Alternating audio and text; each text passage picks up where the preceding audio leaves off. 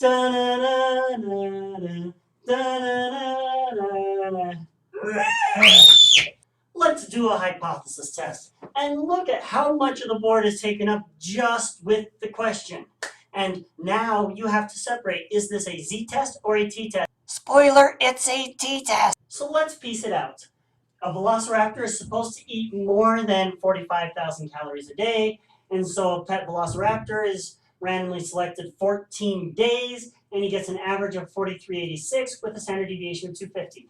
Now I realize when you read this, there's immediately a thought which you have in your mind. The question is, since there's only 14 days, can we do this? And the answer is no, you still need normality. So I can fix this question like magic. And now it says right down here, assume calories are normally distributed. That is not the question of Z or T. It could still be Z or T, but we need normality for both of them. All right? Let's piece together what is my null hypothesis. More than 4,500 calories. More than does not have an equal sign. That is my alternative. And the opposite, which is going to be the null hypothesis, will be a less than or equals to. That's important because on my picture now, I can define my rejection region as being to the left. This may look like a normal distribution. It's actually a T distribution. It's just that normal and T look so similar that my poor art skills, you really can't tell. And in fact, I'll tell you a secret. Allie, can you cover your ears for this secret? It turns out that Z actually is T if you have a really large sample size. We only have 14, so they're probably not exactly the same here, but there's times when they actually do look exactly the same. Okay, you're good.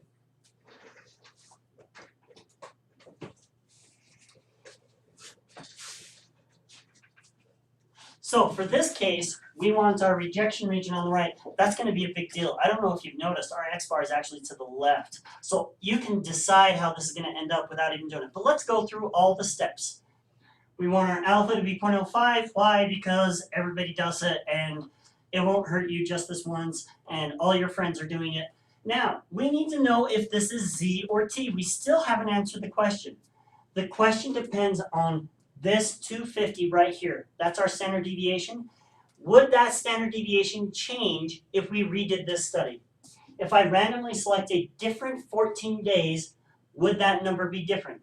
And the answer is yes. This 250 came from the 14 days. That's a really big hint. If it talks about drawing a sample and then talks about standard deviation, light should flash T distribution if your sample size is large enough. Okay? So my T distribution is going to work just like the Z.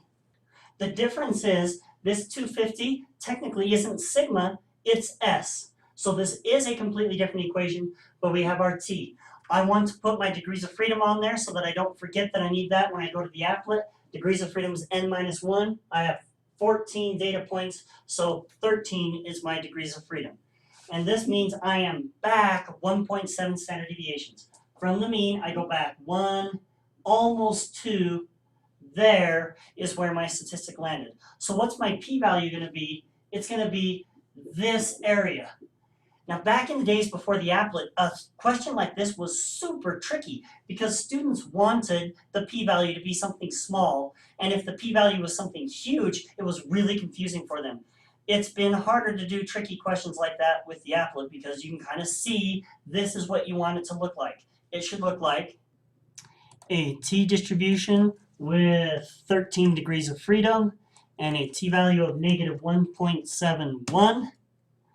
And now I know I need to flip sides. How did I know that? Because my alternative is greater than. Go away.